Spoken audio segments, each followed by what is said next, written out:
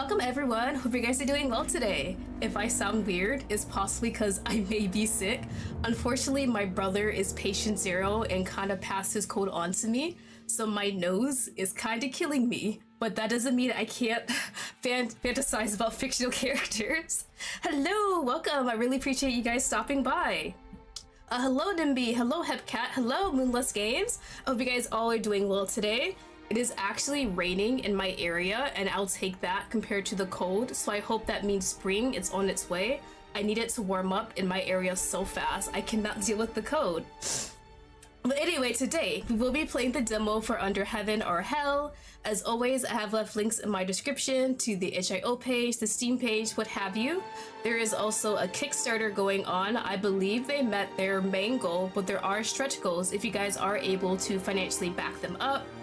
Please do so. It looks really great. I see these pretty fictional characters, and I love me some long hair characters.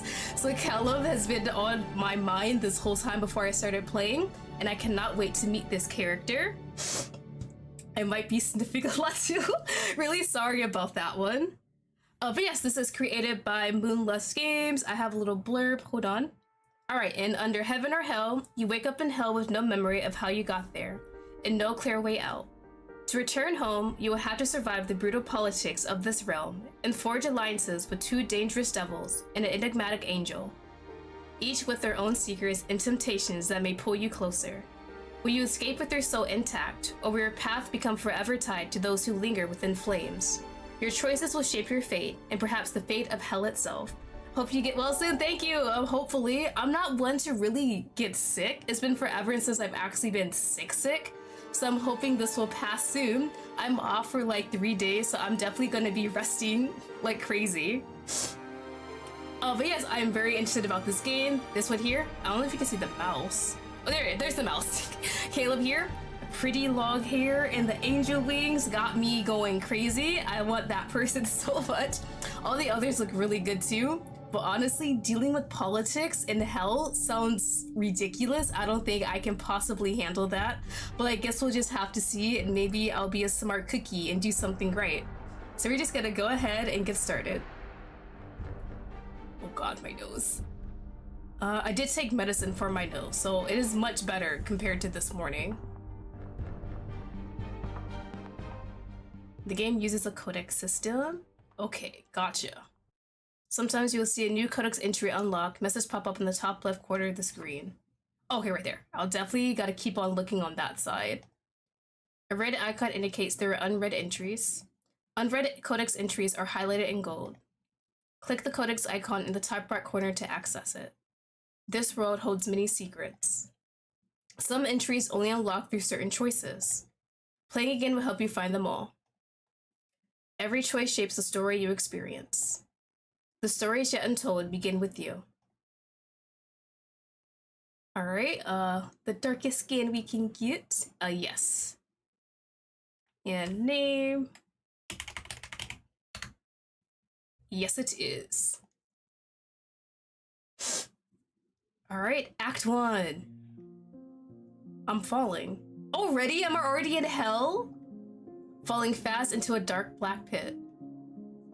It's like when in a dream, you tripped, but you cannot wake up. I desperately plead with gravity to let me defy it. But I am only human. So I continue to fall. Then suddenly, I feel the arms of another envelop around me. Was I saved?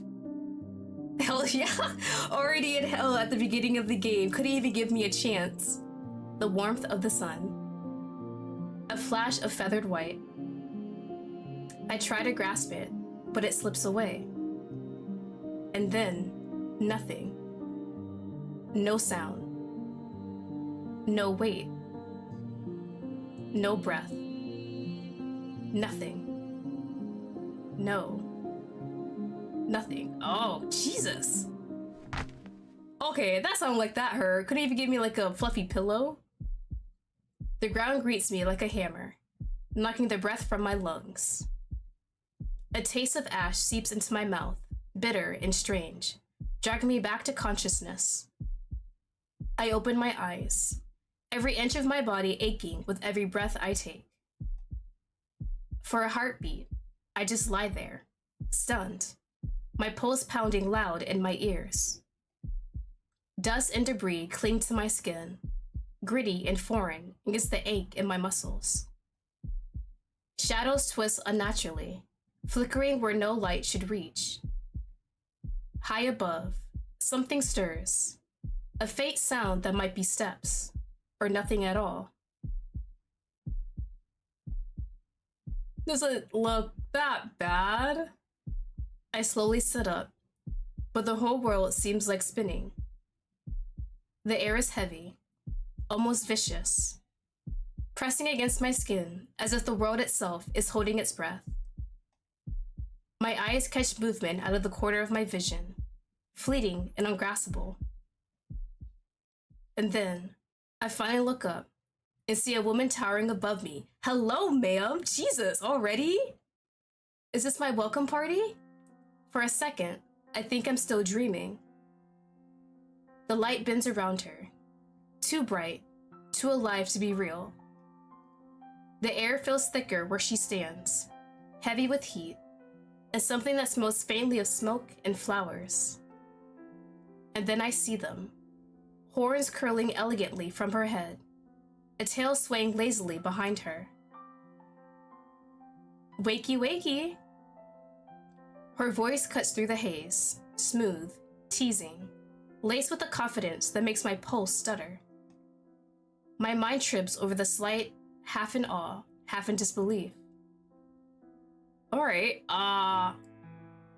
who are you? I freeze for a moment, caught off guard by the striking figure before me.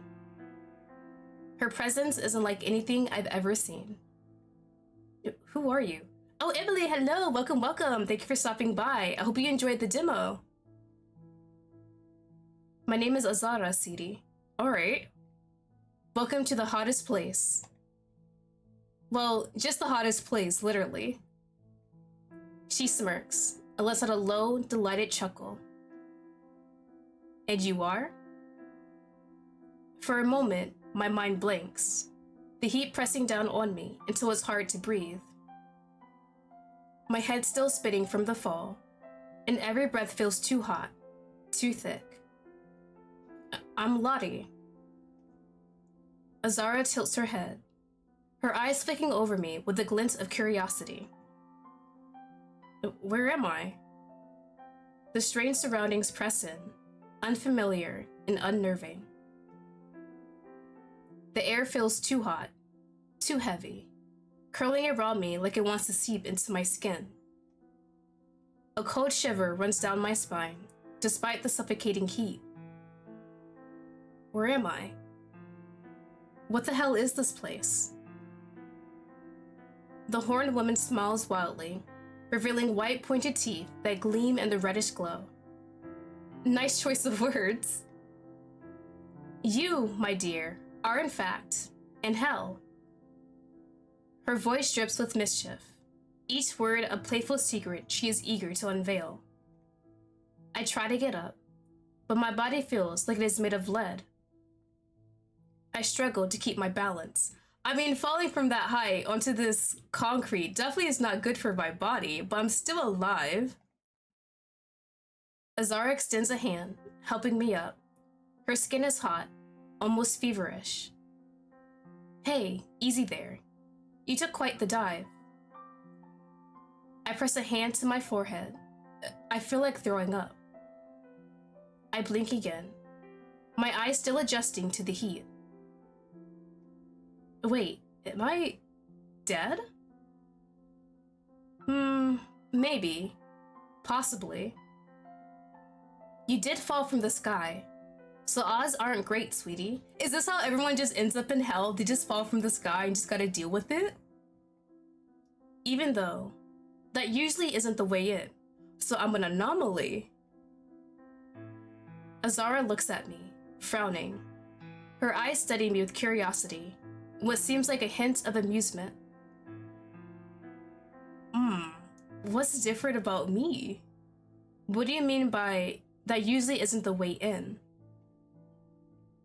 Most souls pass through the veil. It's a Transition. A process. You skipped the line, I guess. Oh, great. Skipped. I don't know if that's a good thing or a bad thing. Crash landed right into the pit, really. Very dramatic. I try to piece it together, but everything feels jagged, like a dream I can't wake up from. Alright, so the codex did update. Honestly, I've never seen anything like it. That's either very good for you, or very, very bad. I look around. I'm in what looks like a scorched courtyard. It's eerie and beautiful, in a spectral, otherworldly way. So, Lottie, why are you here? I'm not sure. Did I do something in life that actually grants me going to hell? Was I that bad of a person? What's wrong with you? You must have done something very bad. Even if you look so damn good, already flirting with me, ma'am, I just got here. Her eyes glint with curiosity as she takes a step towards me. Before I can respond, I hear a sharp inhale. Oh, I forgot, bro. He was trying to catch me and he fell beside me too. He just sat there and just watched her kind of flirt with me. I'm so sorry about that. A figure stirs behind me. His wing hair splayed across the floor. White feathers dusted in ash. His face is ethereal, almost too perfect to be real. Hey, are you okay? I kneel down next to him, ignoring the ache in my limbs. His eyes flutter open, brilliant silver with a mesmerizing golden halo. His gaze meets mine with a look of sheer confusion. Sorry, having internet hiccups. No, you're perfectly fine. Lottie? His voice is faint and pained. He looks like he's going to pass out again. I help him sit up and look at Azada in growing shock. Wait, is that an angel? Looks like it. The more I look at him, the less any of this makes sense. An angel in hell. The angel lets out a soft groan, slowly beginning to regain consciousness. Azara crouches beside me, eyes fixed on the angel with an unreadable expression. I know it's random, but you have such a relaxing voice. Oh, thank you! I really appreciate it. All I play are like visual novels, so I'm hoping my voice is good enough for people to continue to listen to. So sir, who is he? Yeah, who are you? No idea. Why is there an angel here? My eyes find the angel's. He looks lost, caught between pain and confusion. Good question. That's what I'd like to know too. He fell with you, so I'm assuming he's part of your baggage. I mean, I'd never seen him before. So what's your name? Calum, he says, in between sharp breaths. He stares at Azada, then at me. Recognition flashing in his expression, but he says nothing. I offer him my hand, his touch oddly cool compared to Azada's heat. When I glance back at Azada, I find her watching us, curious. But there is still that hint of amusement in her eyes. This is getting interesting. The angel blinks, then slowly sits up, wincing. Where am I? Bro, you fell with me. You don't even know where you are? Hell, welcome. Mind the heat. He winces again as he gets to his feet.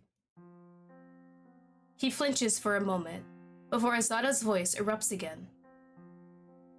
All right, mystery mortal and angelic stowaway. We're heading somewhere a little less flammable. Follow me. Azada turns and begins to walk, her fiery silhouette swaying with grace. I glance at the angel beside me.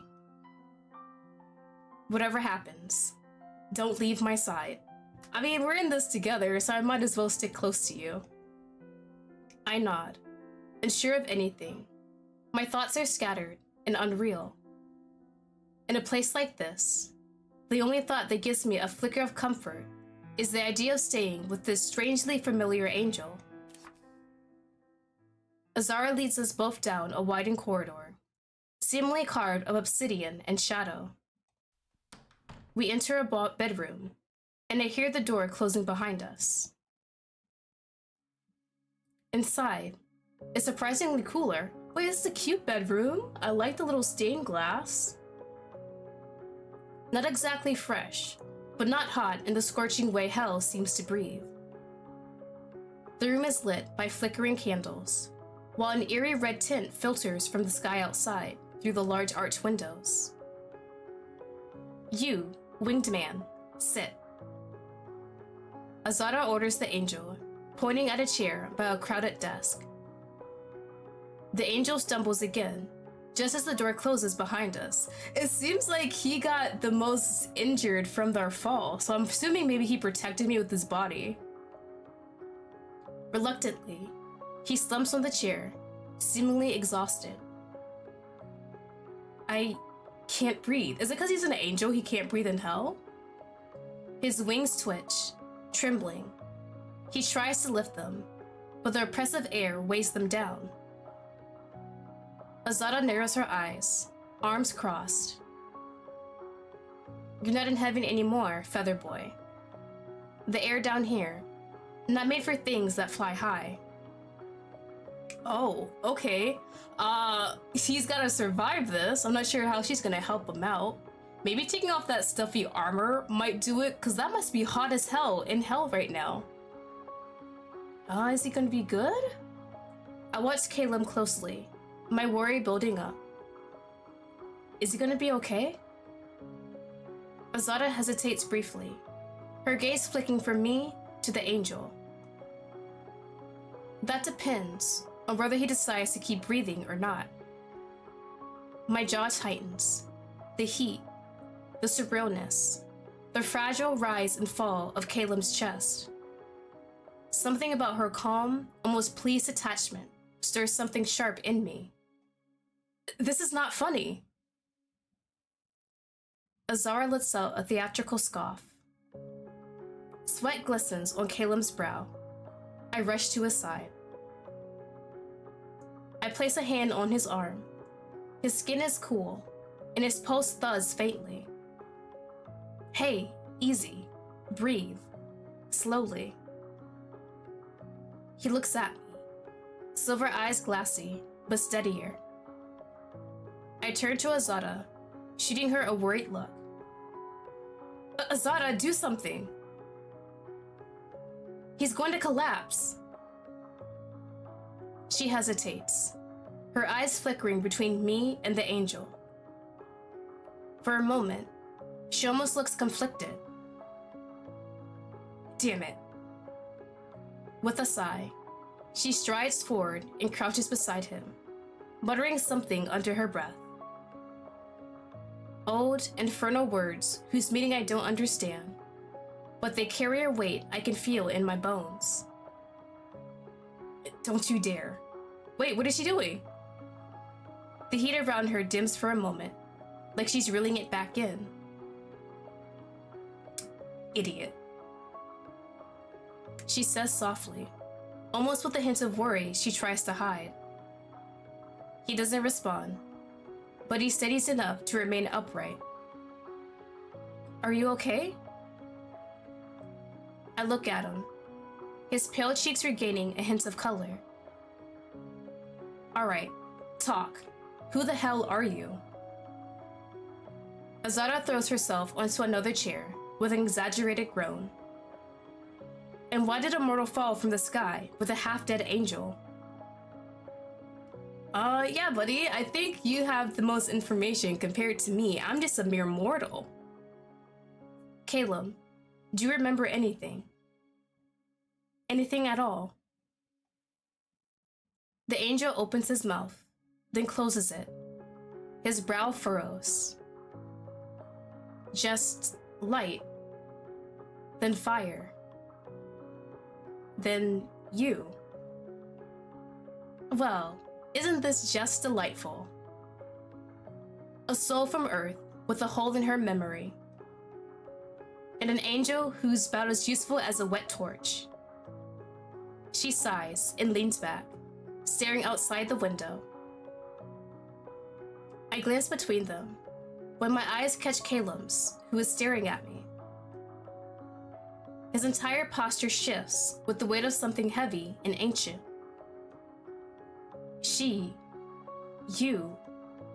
You're not supposed to be here. Your soul.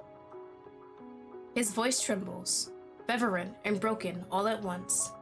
Hello, Ori, welcome, welcome. Hope you're not too late. No, you're perfectly fine. We're just getting started. You can't stay here. If they find out, if they find both of you, we're all dead. Azada's expression darkens. Her jaw tightens with what looks like worry. You can't be here, Angel. She gets up and strides towards Caleb, an ancient fire burning in her eyes. How the hell is he even supposed to leave at this point? Is there just like an angel exit? This wasn't the deal. Do you think I want to be here? You broke the pact. Wait, what do you mean deal in pacts? There's things going on that I have no clue about. Do I just listen or do I ask? If I'm for it, will you just tell me? What pact? What the hell are you talking about? Azada lets out a grunt and turns to me. Please, please, please, tell me the truth. Her gaze sharpening like a blade. The pact. The one between angels and devils. Caleb pushes himself up from the chair with a pained groan. His eyes lock on Azada's. She doesn't have to know. She's not supposed to. I mean, I'm here now, so you might as well tell me. And she's not supposed to be here. Neither are you. Yet, here we are. Azada grins as she sways her hand in a dramatic and elegant way. Once upon a time, Caleb takes a step forward, stronger now, steadier. It moves between me and Azada. His wings low, tense. Stop at once, devil. I stare at him in silence for a moment. My blood simmers with rising anger. Bro, like for real, they're not telling me a damn thing. I'm sitting here, I'm the mortal. I don't know what the hell is going on with heaven or hell. Bro, please. I want to know. It's knowledgeable no human is meant to possess. But I deserve to know. Please, I'm stuck here. You might as well give me this info. Azada lets out a low, amused chuckle. Caleb's eyes shift to mine, unreadable. She indeed deserves to know, Angel. There is no harm in a little history lesson. Caleb exhales and finally turns to face me fully. The shattering. A war that tore the sacred plane apart. Split into heaven and hell. He speaks the last word with quiet resistance, part disdain, part reverence. Since then, angels and demons. Devils. Azada cuts in, calm but firm. She raises a brow, the correction like a dagger dipped in pride. Okay, devils. We don't use the word demons, we use devils. Caleb gives her a tired glance, then sighs and looks back at me. Angels and devils have not met since then. Not in any world. We just exist, separately. No Azada shoots him a deadly look. Wait, what are you about to say? No, I was supposed to say demon again? No devil is allowed into heaven. And no angel is allowed into hell. I swallow hard. Caleb has crossed ancient and sacred boundaries. But why? How did you know my name, Heaven and Hell? I technically already know about Heaven and Hell stuff. I'm really curious about his relationship with me. I look at Caleb.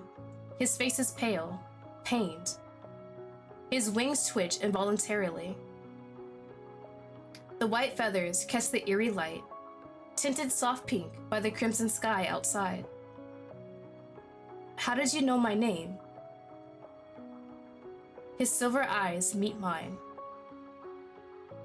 Apparently cold, yet warm, with something almost tender beneath the surface. I knew your soul long before I knew your face. I am the angel appointed to you. Okay, so a guardian angel. Appointed. His voice is quiet, almost a whisper. Each angel follows a soul through eternity. Like a guardian angel, or is there a different term that you use? I hear a snort coming from beside me. I glance sideways and see Azada smirking, her gaze shining in mischief. Guardian angel? Is this how mortals call you now?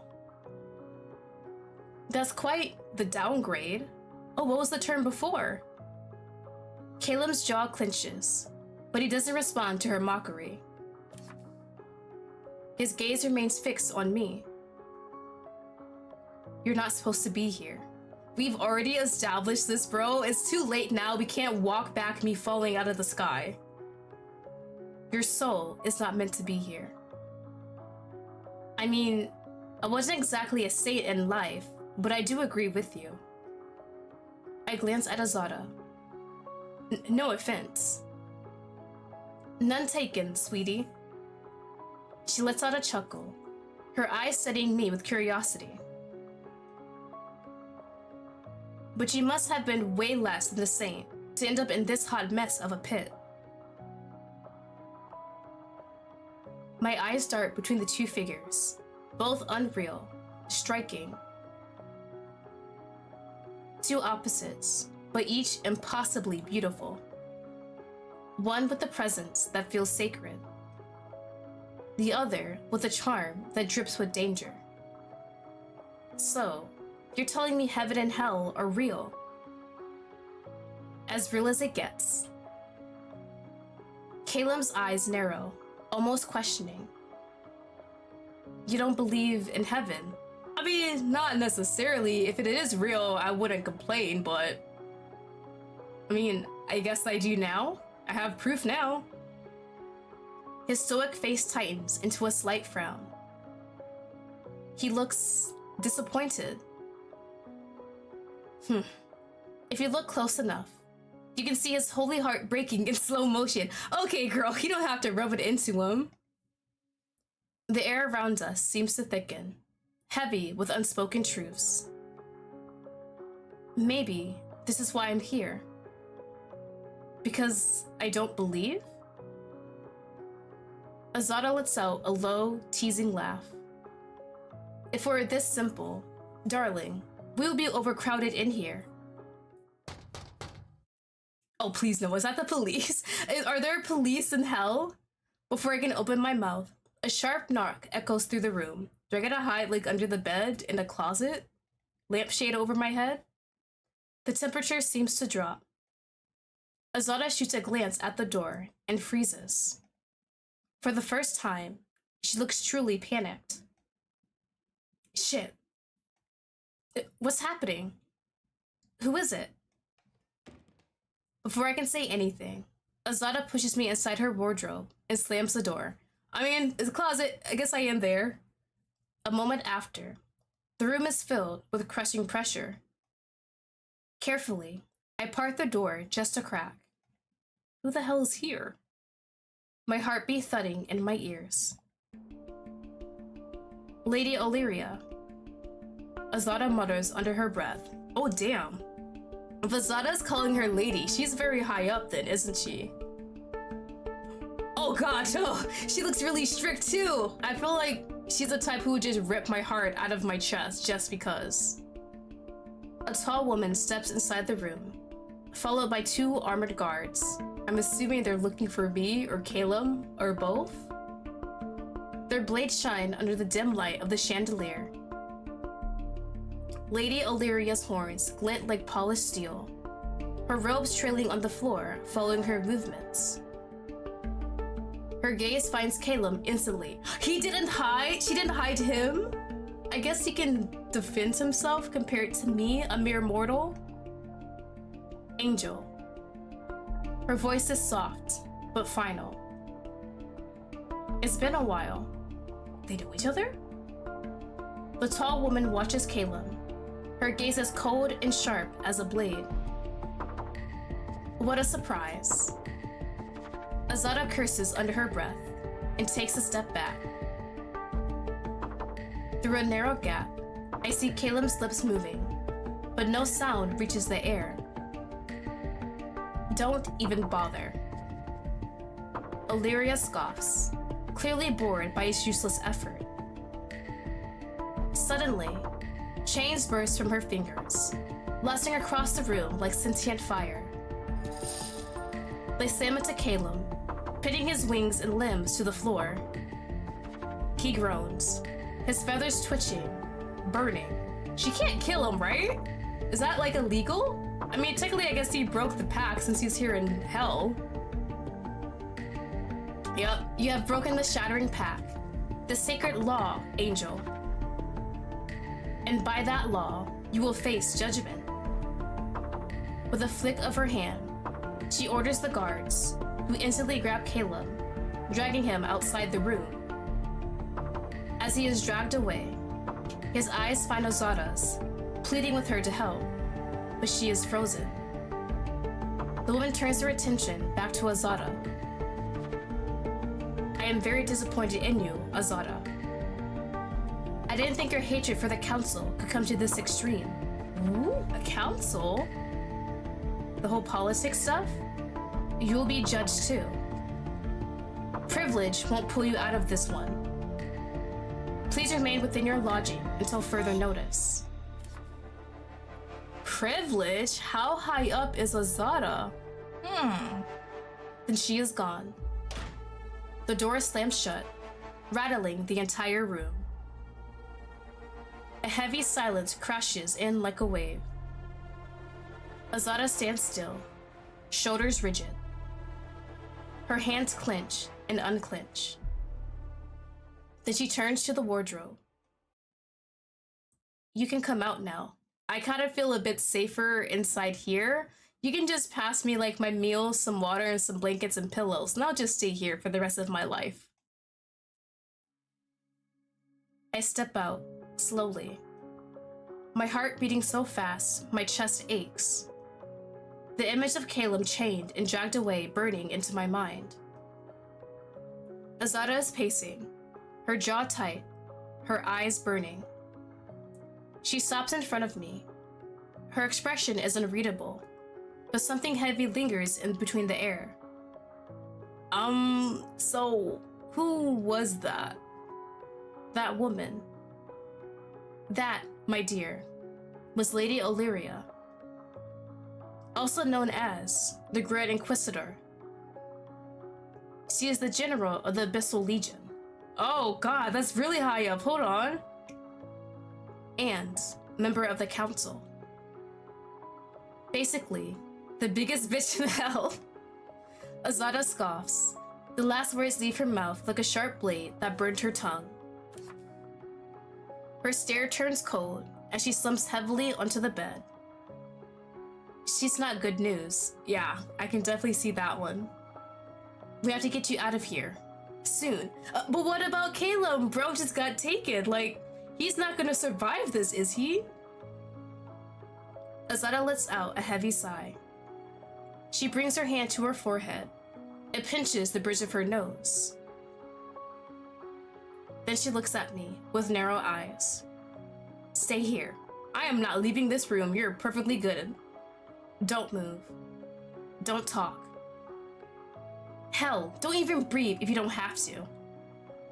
I'll be back as soon as possible. She strides towards me, her hips swaying with that effortless grace. She extends a hand towards me, her fingers warm against my skin as they brush a lock of hair from my face. Be a good girl. Yeah? I'm okay, I will, if I get head pats. She gives me a small, sharp, almost wicked. Her burning eyes holding mine for a long moment. Then she turns and steps away, walking towards the door and closing it behind her. So it seems like she has some sort of plan, like she knows what she's about to do, but I'm still stuck here. So I guess I gotta trust her for now. And she left. I sink into one of the armchairs, its cushion softer than I expected.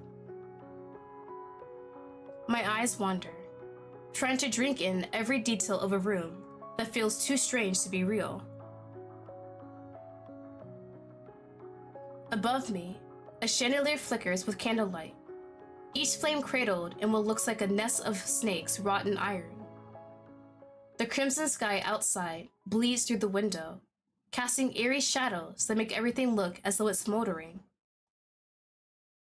I close my eyes, trying to hold onto some kind of calm.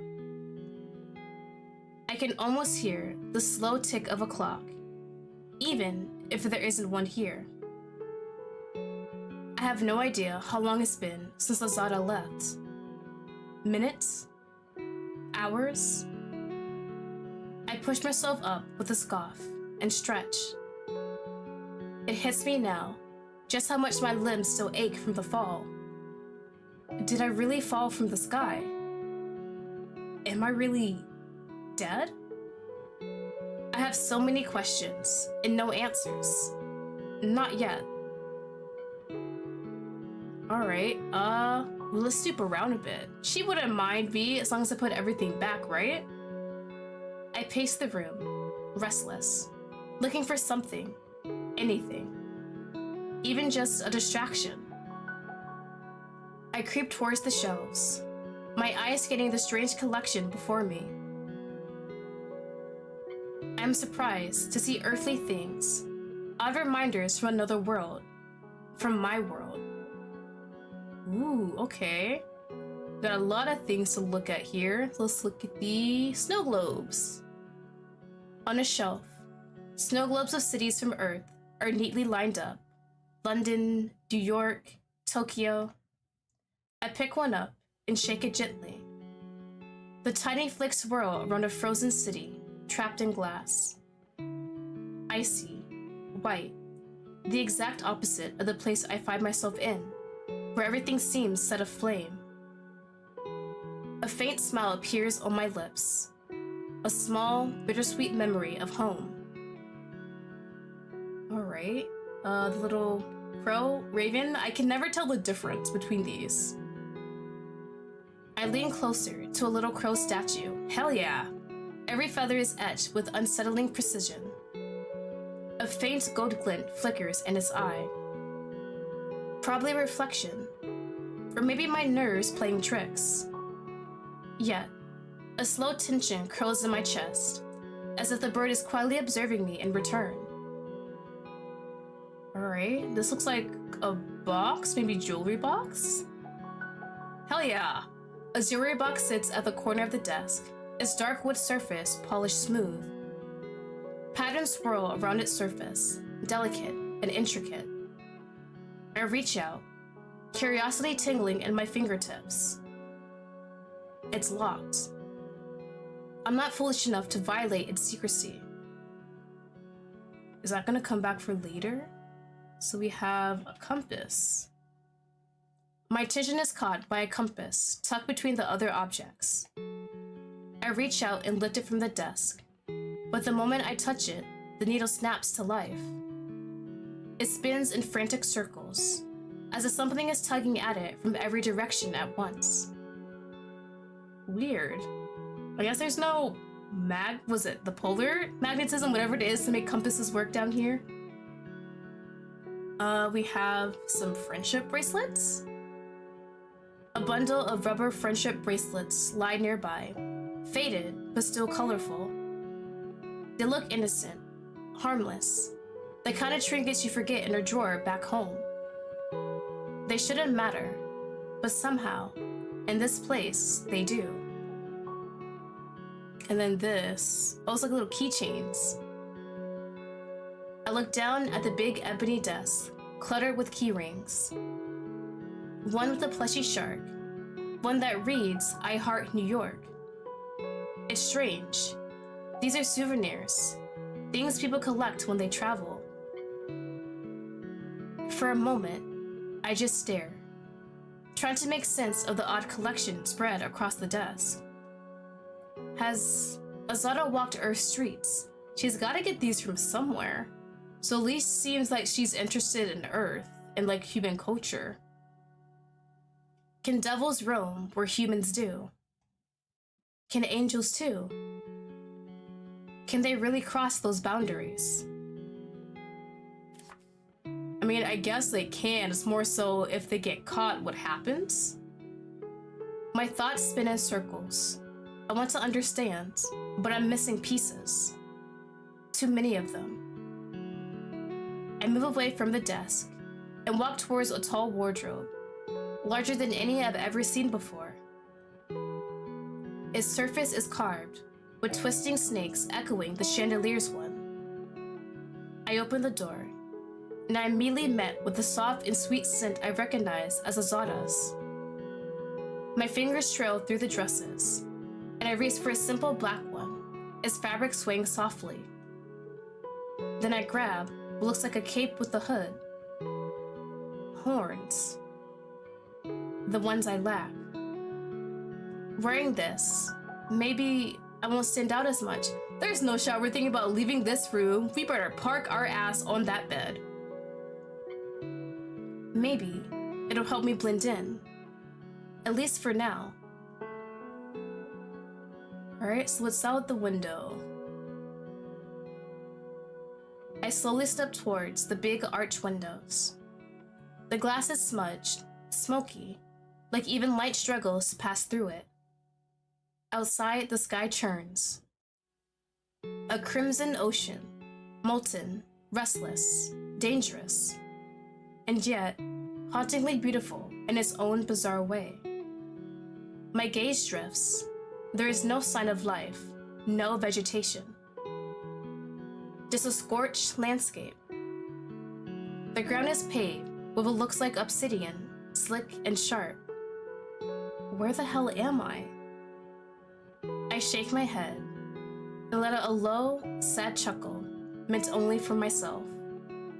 Hell, that's where I am. The word comes to me bitter, tasting like ash, like that burnt landscape in front of me. I lean my forehead lightly against the glass. How did I even end up here? Sure, I'm not perfect. I wasn't perfect. But this? Ending up in hell? It feels like a punishment I never saw coming. My expression darkens. I pull away from the window. Shit.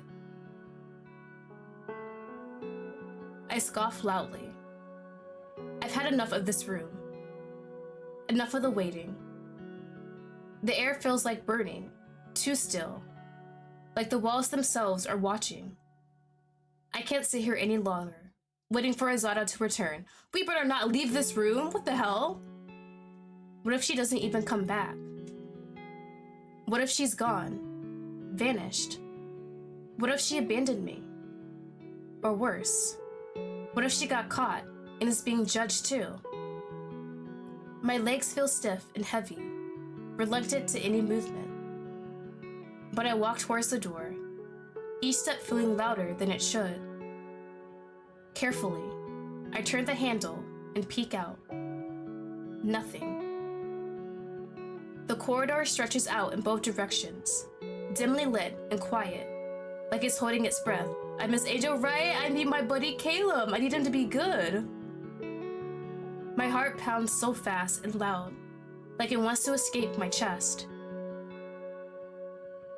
I slip through the doorway and quietly close the door behind me. Why are we leaving the room? Did we at least grab the cloak? Please, be smart about this. Okay, we do have it on. Okay. It's something, I guess. It's not the best action, but we're here already. Hopefully, this dress will help me blend in. Hopefully, no one will look too closely. I start walking, one step after the other, into the silence. Into whatever comes next. Ooh, okay. Oh, it's different parts. Okay, so these are locks. All right. Is this a garden? Maybe? No, is that inside? What is like a garden? Oh, this place is definitely doesn't have reality into it. The floating stairs are wild. I step carefully into what looks like a strange garden. The place is dimly lit by a series of oddly shaped lampposts scattered throughout. They're twisted in unnatural form, cast an eerie and faint purple glow that reflects over the dark floor. The sharp green stone of the building clashes with the crimson sky in a way that shouldn't work, but it does. I look up at the palace, turning in place, suddenly unsure. What is this place? The building looks the same, but different in some way. The architecture is familiar. Same sharp arches, same towering spires. But something is off. It feels like a dream copying reality, but the colors are too vivid, and the details don't add up. This place has a different energy, quieter, almost gentle. Somehow not coherent with the rest of the palace. My eyes search the twisted shapes, hoping to find any signs of Azada. Azada? Are you here? I whisper her name cautiously, but there is no reply. Only the silence and the faint glow of the purple lights. Around the edges of this strange garden, dark flowers bloom in clusters. At first glance, they look brittle and dry, as if they've been burned. But when I look closer, a faint glow pulses from their petals. A soft light that seems almost alive. My eyes are then drawn upwards to a floating staircase hovering at the garden's far edge. It spirals upward into the unknown, like defying gravity.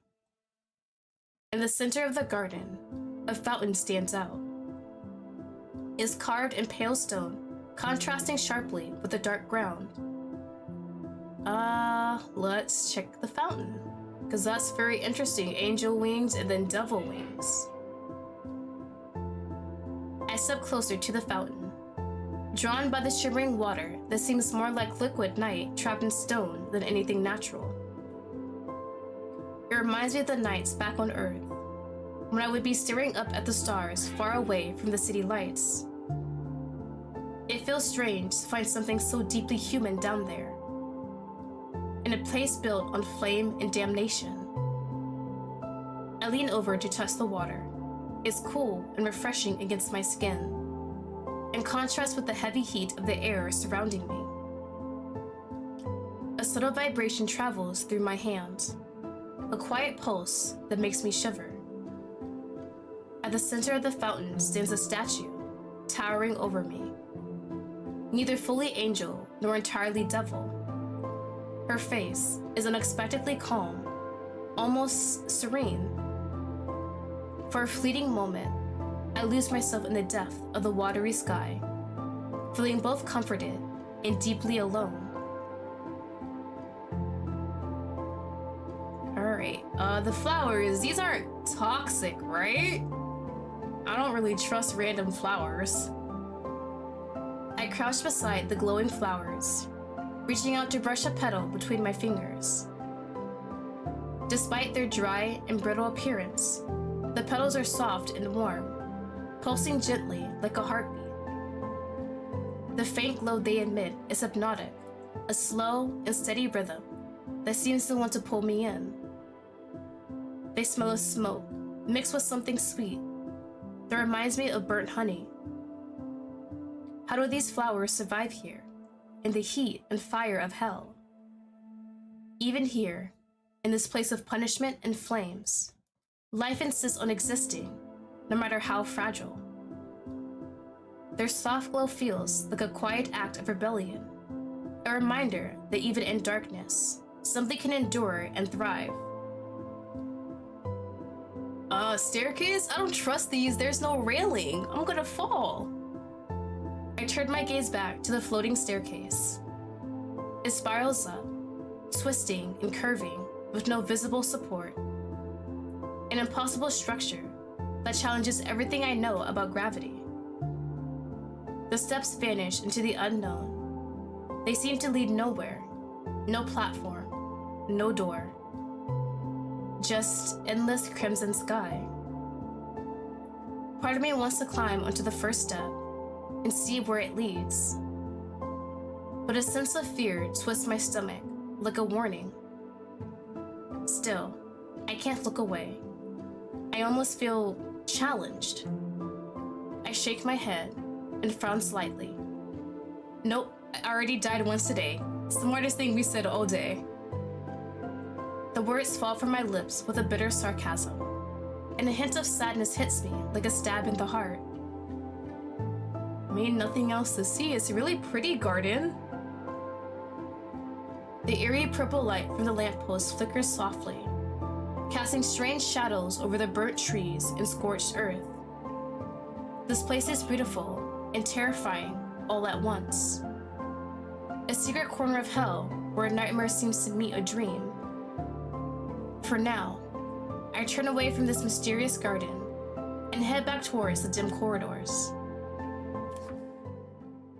Alright, we did the garden. Is this still outside? It kind of looks like it. Ooh, it is. Like some... Is that an entrance? I go down a steep set of stairs and step into a courtyard. I recognize it. This is where I fell not long ago. I can't even remember exactly when. Time feels distorted. Wrong. The air hangs still. The trees look scorched. Their bark cracks and brittle, yet they glow faintly from within.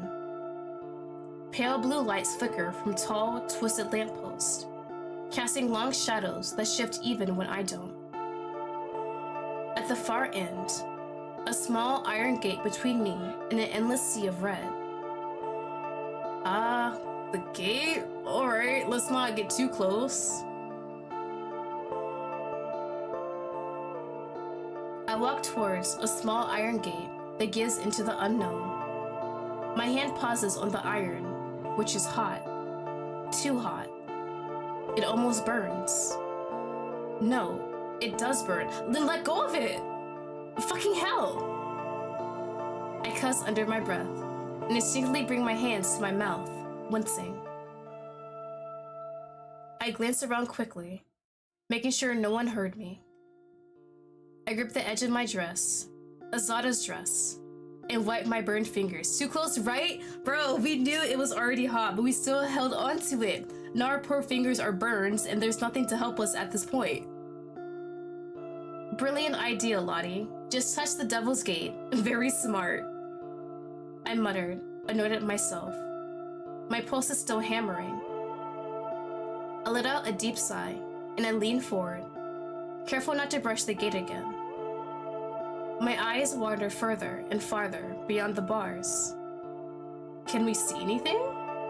Looking for something, anything in that scorched landscape. Oh, well, it's not bad. I don't know what the hell that is, though. That looks ominous as hell. Is that maybe where the council is? Far off, a towering structure rises, black as the void itself. Its spires twisted and sharp, casting long, crooked shadows. No paths lead to it. No cover. Definitely not an escape option. I take one last look, then step away from the gate.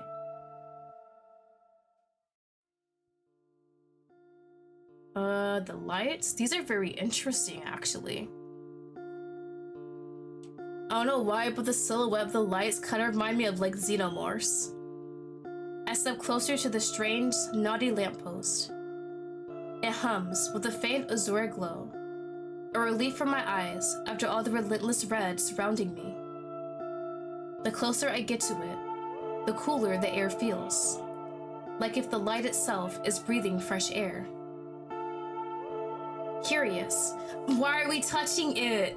I reach out and let my fingertips brush against it.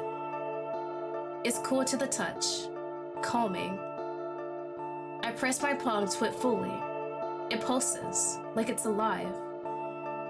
Why does everything here feel both so dead and so impossibly alive? I didn't even get a full second to enjoy the breath of fresh air.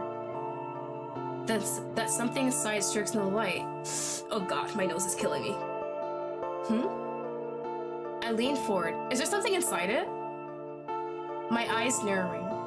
Shapes flicker inside the glass, darting in frantic, chaotic spirals. Are those... Is that a fish bowl? A fish glass? Really? I tap the glass gently. But when I look closer, when I really look, the forms begin to take shape. Translucent, ghostly figures with faint, flickering outlines. They move like desperate swimmers caught in an endless current, twisting and turning with no rest.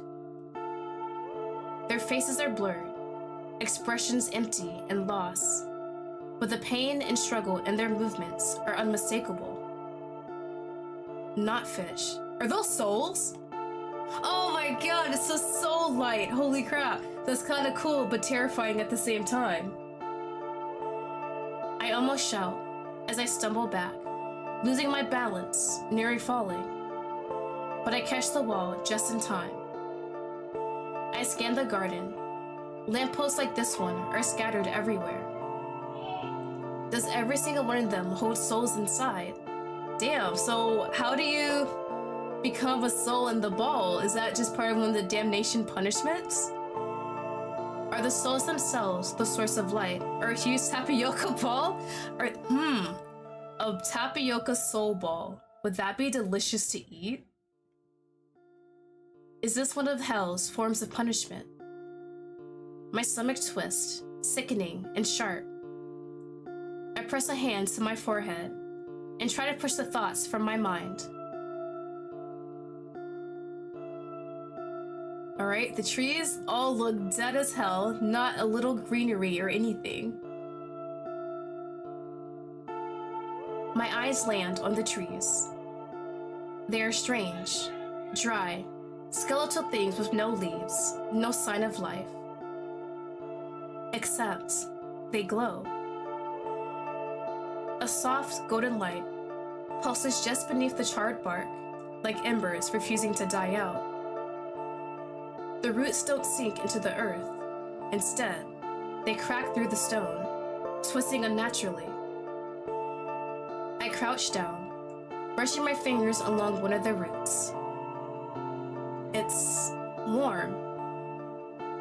Everything in here is warm. The air, the walls, even the floor under my feet. I stay there for a moment, fingers resting on the root. It hums under my skin, soft, steady, ancient. The glow makes it look less dead, or maybe that's just what hell does. It makes you look twice. Doubt what you see. Forget what life feels like. I let my hands fall away. I step back slowly. Alright. Courtyard where we landed. Got a bit information. I guess they use souls to light places up. Interesting. It's a light bulb. My gaze sweeps the courtyard. No sign of Azada. Just me and a bunch of dead things pretending to be alive. I let out a slow breath and start walking again. One foot in front of the other, leaving the courtyard behind. Not because I know where I'm going, but because the moment I stop, the fear catches up. And I can't afford that luxury. Alright, courtyard. This looks like a library or a hallway? It's a hallway. And there are a bunch of horns sitting here and statues. That's wonderful.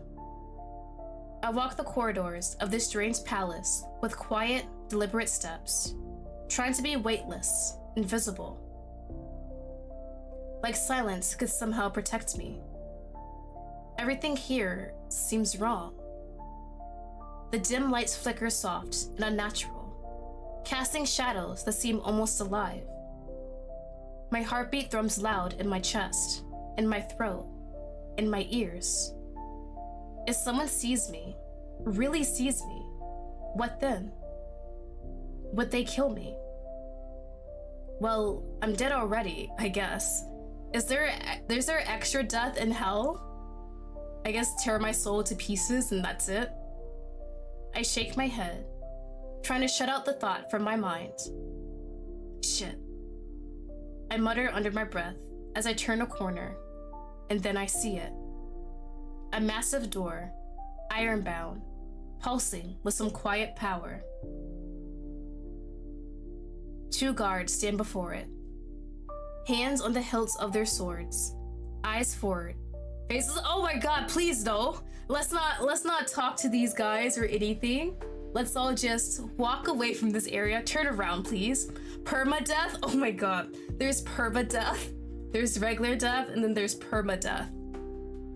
They almost look like statues until one moves. Don't tell me they saw me. Oh, come on. His head turns, his eyes locking with mine. My breath catches. Okay, this is it. This is the end. This is permadeath. What are you doing here, miss? Okay, polite. Okay, we can spin this. I can't turn around. That'll be suspicious. I guess I gotta approach and pray I live? I swallow hard. So hard. I feel like I'm going to choke on my own saliva. Here goes nothing. Or everything. I take a deep breath, forcing my feet to move forward, despite the knot tightening in my stomach. How do you do, fellow devil? It sure is hot today, is it not? What, like 120 degrees Fahrenheit? Is that what hell is like? No, wait, it might be hotter. Would it be like the heat of an oven? It was like 350? 350 degrees Fahrenheit today, is it not? Much cooler compared to the other day. The air feels thick, like I'm walking into a trap. One of the guards shifts slightly, stepping forward. A slow, deliberate move meant to intimidate. Definitely works. He smirks confident, almost amused. Oh no, it's a cute guy, stop it, no! Aw, man. Hey buddy, what's up? You looking pretty nice, aren't you? He strolls closer, lazily. His gaze lands on mine, pitting me in place. Haven't seen you around here before. I'm kinda new, just fell in. His tone is low, confident, too confident. Like a cat spotting a bird with a broken wing.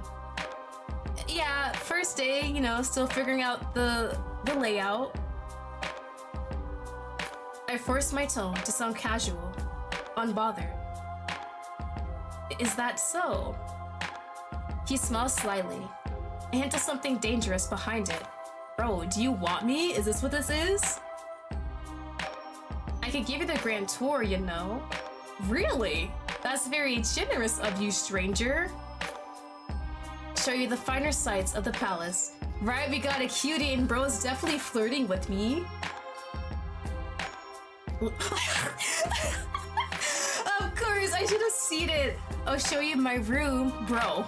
You're laying it on kind of thick here. I just got here. You didn't even tell me your name. You're a guard to me right now. His smirk is pure ego. Does that work? Does that line work on the other devils in this place? Or is this the first time you're using it?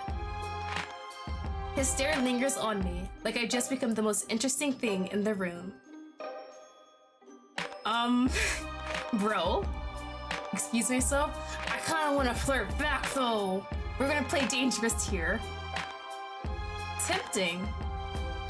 I lift a brow, feigning curiosity, tilting my head as if I'm actually considering it. You look like trouble wrapped in pretty. I've never heard someone say that. Trouble wrapped in pretty? Oh my god. I'm gonna save that. I'm gonna file that in the back of my mind. I'm gonna use that for someone. He steps closer with lazy confidence, then sweeps his arm out, pitting me. Oh, Capitan already? Can I have the same hair? We're destined to be together. Same hair color. A teasing smile curls his lips. His other hand lingers on his sword's hilt, ready but relaxed. I swallow hard, trying to keep my cool, though I feel a drop of sweat trickling down my spine. I have to keep up appearances. I smile, pretending I'm unafraid, but my eyes flicker instinctively to the sword at his side. Besides, I don't scare easily. His grin widens, eyes gleaming. Good. I love a good challenge. He leans in, just enough to make it hard to breathe, his voice dripping low. So, what should I call you, Trouble? His eyes scan my face, lazy and deliberate, like he's savoring the game. Make mini peek your doubles. We'll definitely, yes, definitely. Can doubles get pregnant? Cause I mean, if he can carry my children, I would not mind. Ooh, tell me your name. Play along. Let's play along a bit. I mean, I'm not gonna get killed here, right? At most, I'm just gonna get captured and caught in my lie. Trouble works. I force a smile, shrugging. His eyes sparkle with amusement. You're enjoying this, ain't ya? It's just a little bit. I may be in hell, but I might as well enjoy myself a bit, right? Before I get my damnation. I meet his gaze, matching his grin with a smirk of my own. Maybe a little. He chuckles softly, clearly entertained. Well, Trouble, I gotta say, you're full of surprises. He taps the hilt of his sword playfully with his fingers. His eyes drag over me, slow and steady. Like he's memorizing a path he fully intends to walk. Oh, did bro get caught? How long is he talking to me? I definitely forgot there was a guard too. A voice erupts behind us. The guard scoffs, rolling his eyes.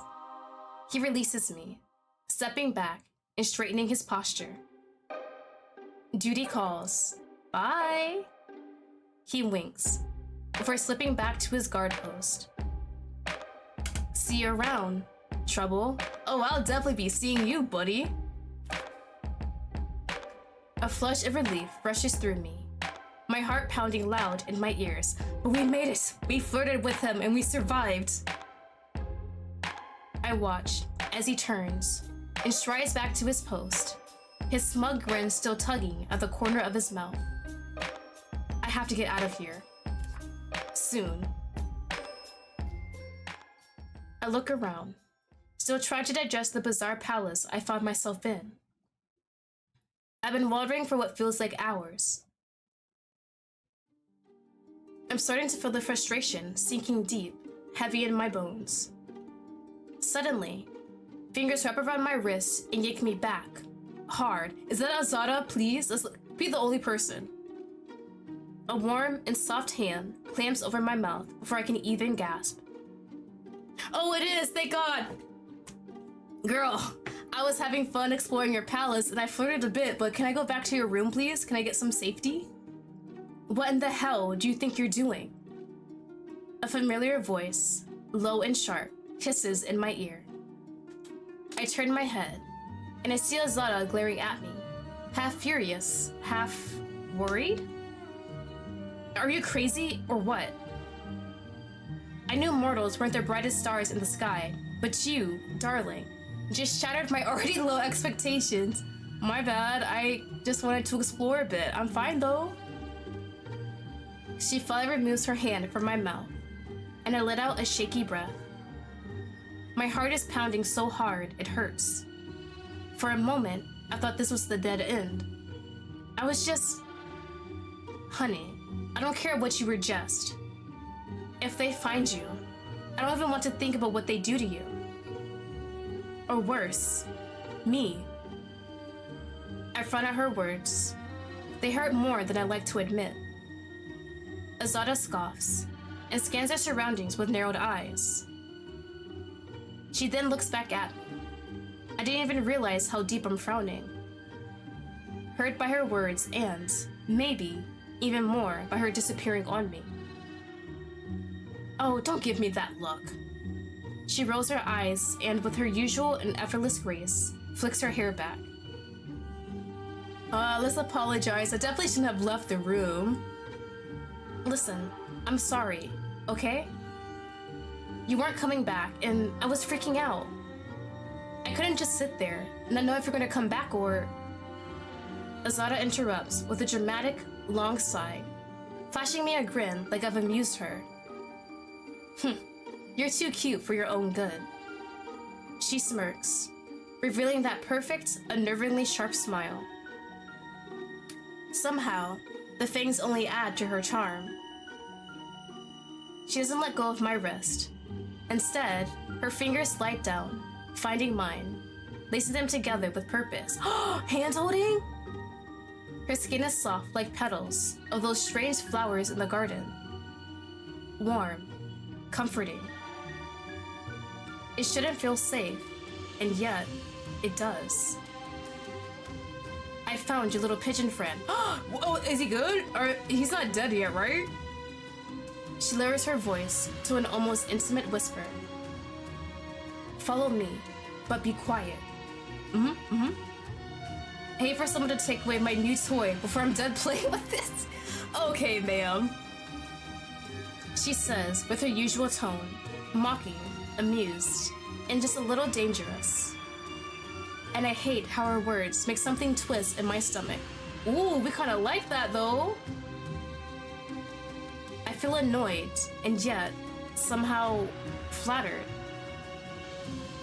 Before I can react or say something, she gently tugs my hand, pulling me with her.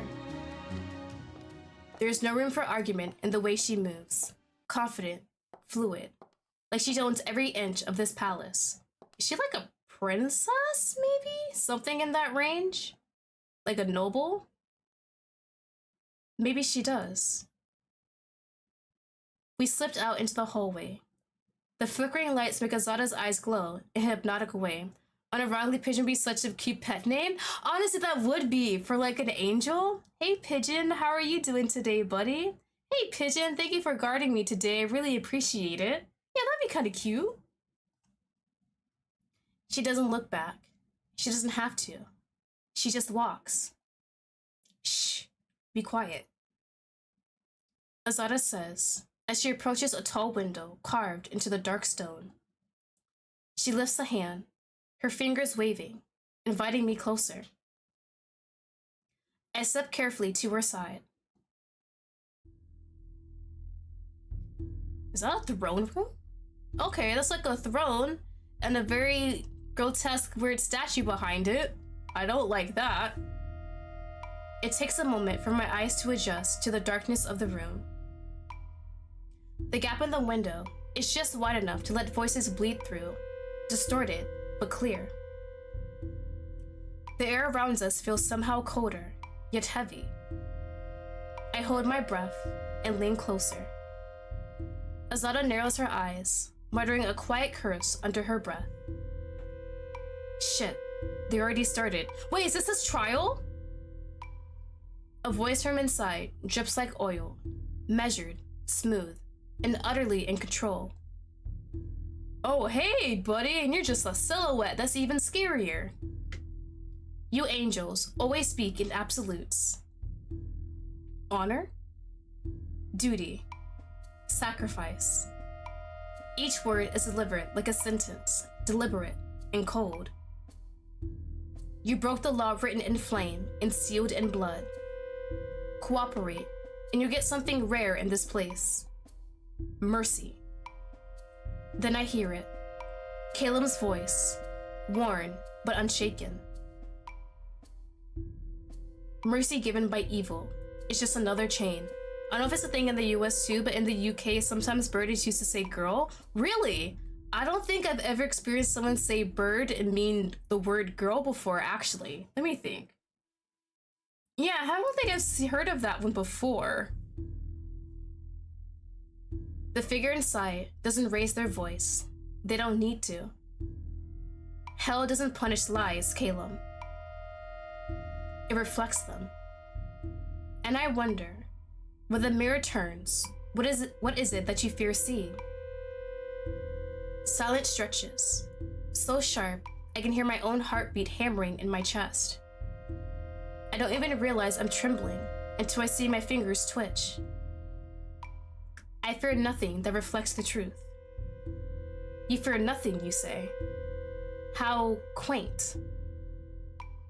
Then, you'll enjoy what comes next. Beside me, Azada's grip tightens around my hand. Her nails dig in so hard, they nearly make me bleed. A sharp sound tears through the air. What do you mean? What happened? Then a cry, ragged, broken, acknowledging. They better not be messing with his perfect wings. It cuts through me like a blade. Not just pain, a sound that shouldn't exist in this world or any. My breath catches. It feels like the floor falls out from beneath me. My eyes widen in horror. I swear to God, don't rip his wings out. Don't rip his wings out. Please, let's not do this. Through the narrow opening, I see him. No! Oh my God, are you serious? I should have known. Oh my God. I was thinking, interesting. He's an angel in hell, not really a fallen angel. He still has his wings. Of course, God damn it. Oh my God. Bro, Emily, we're extremely worried about him now. Bro don't have any wings. What the hell happens now? He's not really an angel anymore. So is he just like another sitter? It's not technically a fallen angel since he didn't really fall from heaven. Like he didn't commit a sin, I guess? What the hell? Sorry, doesn't look like you're sorry. Oh my God. You love traumatizing people. Oh my God. I should have seen it coming. Bro, what do you do from here now without his wings? What the hell do they even do with the wings? Do they just hang it up like people do with hunting? Like hunting trophies? Oh my God. Caleb collapsed, unmoving. Bro, goddamn. Goddamn! Blood pooling beneath him in slow, spreading waves. So we're gonna like disinfect that because that's open wounds in his back. Like, please. Like a bandage? His wings, so perfect and sacred, lie severed beside him, stained in deep crimson. His blood seeps between the cracks in the stone. The room itself is trying to drink him in. The faint flicker of torchlight casts shadows across his pale skin. He doesn't move. I wouldn't either if you ripped my wings out. I press my hand against the window. I do love traumatizing people and experiencing it in real time. That's right, you do this, see what's happening too. Oh my God. Wishing I could break through the barrier and be at his side. But I am nothing but a silent witness. Powerless in the face of his suffering. Could you end my suffering too, please? My chest aches. Tears stinging at the corners of my eyes, burning hot. Before I can make a sound, Azada presses her hand over my mouth. Her eyes don't meet mine. Her gaze stays fixed ahead. Her jaw locked tight, the slight tremor in her hand betraying her calm. Her grip on my wrist hardens. We need to move. Now. I wasn't even expecting them to rip out his wings as a punishment. I should have seen it coming though, that's the most obvious thing. I thought he'd at least have like a longer trial. No time for questions. I thought maybe we'd have like a few days at most before a trial would officially start, but they just said, nah, let's do this now. No need to delay it. Azada firmly pulls me along. Her steps quick and determined as we flee into the shadows. What do you mean that's how you ended too? They're joking! That's a lie! Oh my god! There's no shot. You ended on traumatizing me too. Oh my god.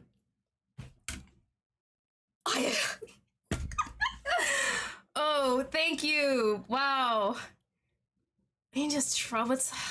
There's no shot. Him with the him front cover with his damn wings that aren't even there anymore.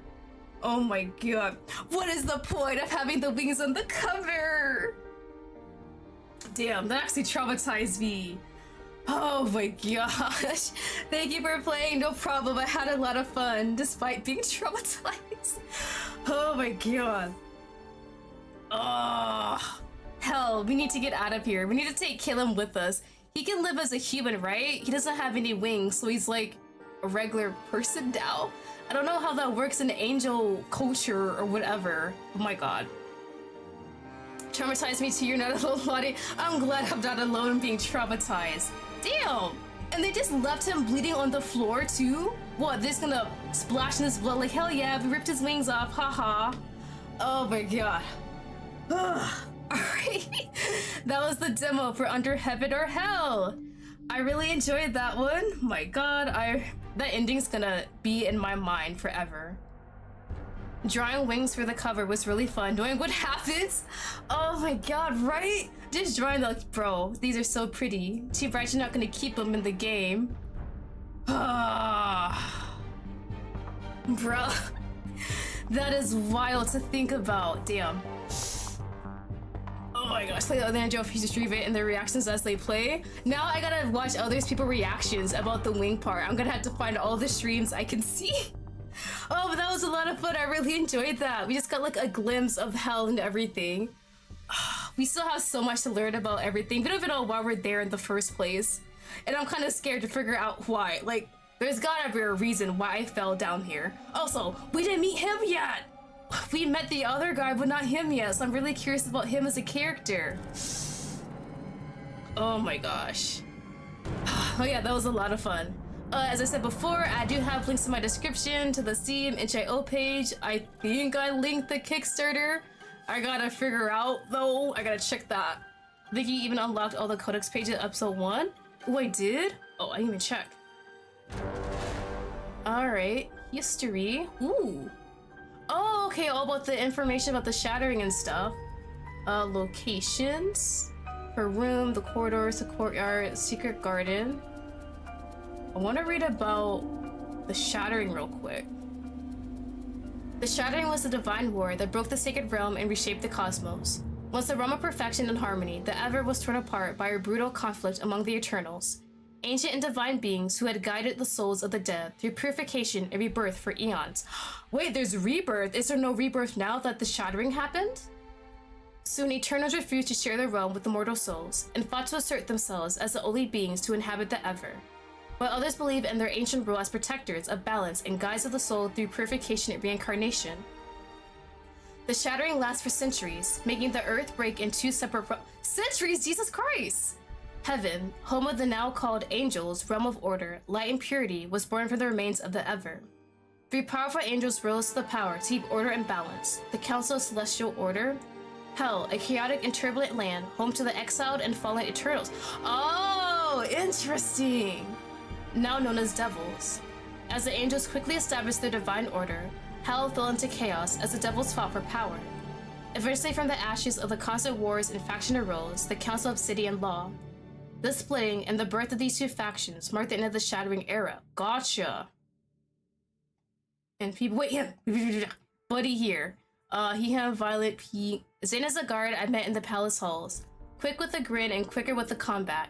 I didn't give him my real name, and I told him to call me Spear instead. He liked that. Maybe I did too. This lady here scared the crap out of me.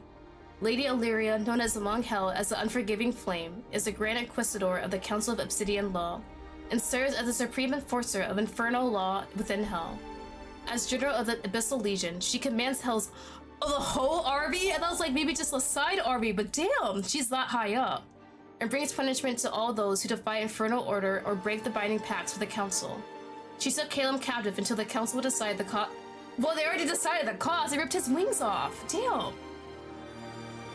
Alright, Calum is an angel with a calm grace and soothing presence. He has watched over me as my guardian angel since the beginning. He did not fall from grace. Okay, so that's what I assumed. So he's not a fallen angel, but willingly descended, following me into the depths of hell. He has been taken away, arrested for trespassing the borders of hell, where angels are forbidden. Zada is a devil with a fiery charm and razor-sharp tongue. She is the first face I saw when I woke up in hell. She seems to have a fascination with Earth. Her room is scattered with trinkets and artifacts from the mortal world. That's probably why she's so accommodating and nice to us, because she's interested in Earth and humans. Alright, that was a lot of fun. Definitely try out the demo if you guys haven't yourself. So that should be it for today's stream. I'm really glad you guys all stopped by. Next stream is tomorrow. I'll be playing the indie yandere visual novel Binary Star Hero. It is actually a collab stream. I'm playing with my fellow VTuber friend, Ora. He has never tried a yandere visual novel, so this is gonna be very fun to see his reaction and possibly watch him look at me going crazy. Thank you, feel better? I definitely will. I had some medicine earlier. I'm going to eat and possibly take a nap, so hopefully I'll feel a bit better. But thank you guys for stopping by. I really appreciate it. I'll see you guys all later. Bye bye!